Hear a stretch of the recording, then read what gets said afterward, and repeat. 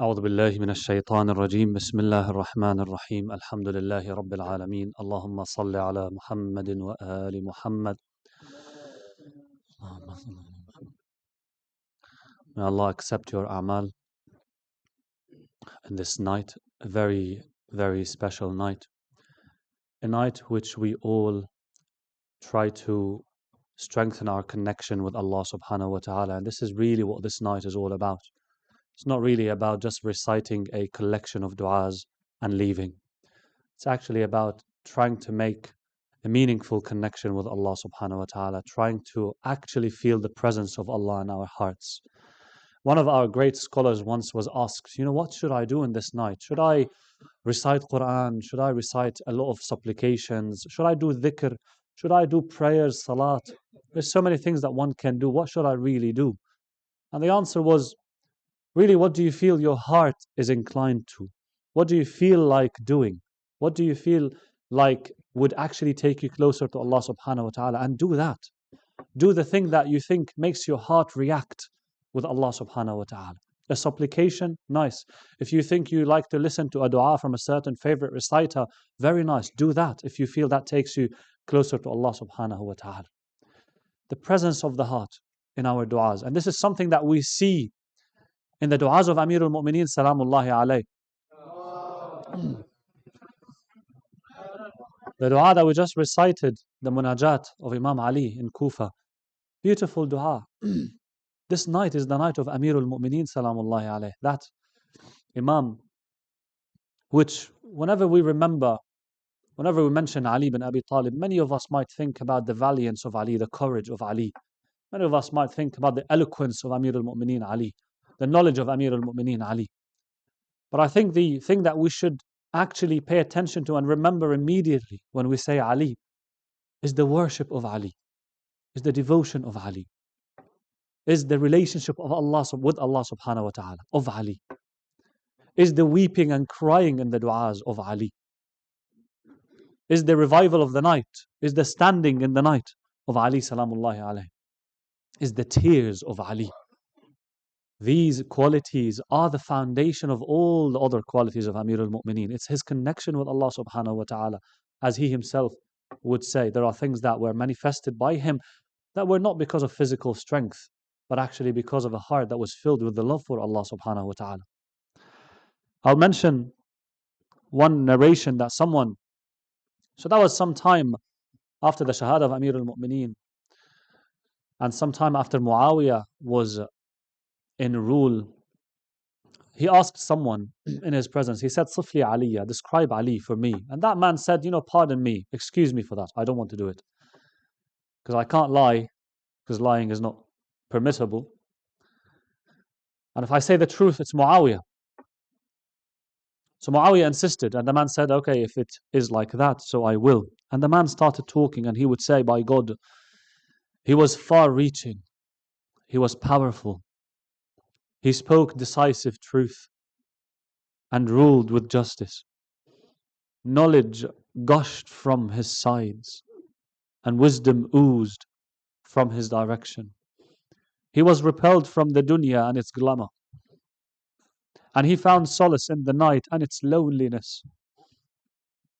By God, he was intense and tearful in his crying. He was intense and tearful when he would cry.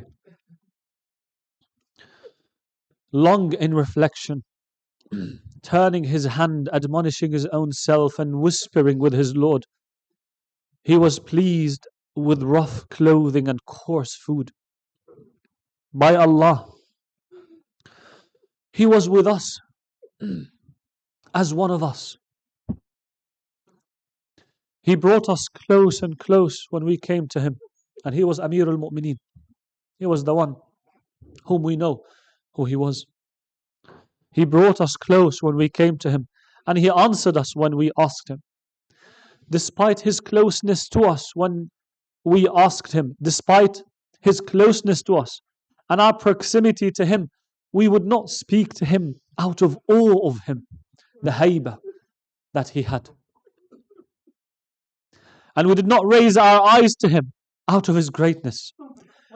If he smiled, it was like strung pearls shining.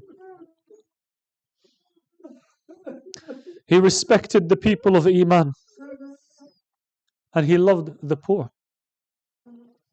The strong could not covet any falsehood in him, and the weak did not despair of justice from him. The man continues describing Amir al-Mu'mineen. Listen what he says.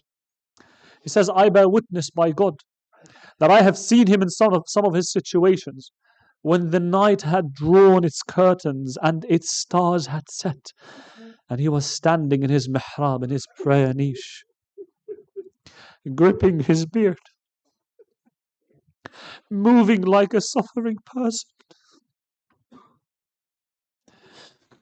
and crying like a wistful one. It is as if I hear him now saying, O Lord, O Lord, O Lord. And he would address the dunya, he would address the world, and he would say, O world, are you exposing yourself to me? Or are you longing for me? Never, never. Go deceive someone other than me. I have no need of you. I have divorced you 3 times. And there's no returning back for me. Your life is short, your danger is small, and your hope is insignificant. And he would continue saying, Ahin min qillati zad. Alas, alas for the scarcity of provisions. Amir al-Mu'mineen Ali, the one whose virtues we all know, the one whose virtues we've mentioned and recited a few nights back. Ali Amir al-Mu'mineen, Ali Qasim al-Jannah wal-Nar, the person who would distribute people to heavens and the hell. He would say, Ahin min qillati zad. I have little provision. وَوَحْشَةِ الطَّرِيقِ وَبُعْدِ السَّفَرِ, and the long journey, and the loneliness of the road, and the great length of stance. This was Amir al-Mu'mineen. Salamullahi alayhi. Tonight, my dear brothers, my dear sisters, we should direct our hearts to Allah subhanahu wa ta'ala. Tonight, whenever we recite a dua, we should recite it imagining that Ali bin Abi Talib is in front of us and is reciting that dua and is speaking to Allah subhanahu wa ta'ala with his heart in that dua. Tonight, pray to Allah subhanahu wa ta'ala, ask him your needs. Pray to Allah subhanahu wa ta'ala, ask him to satisfy the needs of your brothers, your sisters. Ask him forgiveness. Ask Allah subhanahu wa ta'ala to help you for tawbah. The sins that we have promised last year we will never do, but we did. Ask Allah to forgive us those. Ask Allah to liberate us from the hellfire and to take us and admit us to the paradise. Ask Allah subhanahu wa ta'ala that He may protect Imam al-Zaman and that He may, inshaAllah, hasten his reappearance. Because in the reappearance of the Imam is the faraj of all humanity, not just ourselves. Ask Allah subhanahu wa ta'ala that He may, inshaAllah, repel the bala from all of you. Ask Him that He may, inshaAllah, grant victory to the mu'mineen, to the believers, because the world has become so dark, my brothers and sisters. Imam Amir al-Mu'mineen, on a night like this night, he would say, Fuztu wa Rabbil Kaaba. What a beautiful way to leave this world, with the shahada fi sabilillah, with the martyrdom on the way of Allah. Ask Allah subhanahu wa ta'ala that the way we leave this world would be honorable. Imam Amir al-Mu'mineen, he would understood what shahada meant, and so he would say, I am victorious by the Lord of the Kaaba. This shahada that he looked for, and he looked after all his life, since his young life, the time where he slept in the bed of Rasulullah sallallahu alaihi wasallam to protect him. He slept in his place. He was looking for this shahada. He was longing for it. To the time of Badr, to the time of Uhud, when no one or very few people were around the Prophet sallallahu alaihi wasallam, Ali was looking for shahada. Ali salamullahi alayhi was looking for it in every battle that he engaged next to the Prophet sallallahu alaihi wasallam, and then in the end Allah granted it to him in the best ways in the house of Allah subhanahu wa ta'ala, as he came to this world in the house of Allah subhanahu wa ta'ala. May Allah subhanahu wa ta'ala accept all your amal, inshaAllah. Please do not forget your brothers, your sisters from your du'as, that inshaAllah Allah subhanahu wa ta'ala may help us live on the footpath of Ali and leave this world like Ali salamullahi alayhi left this world. Walhamdulillahi Rabbil Alameen. Salawat.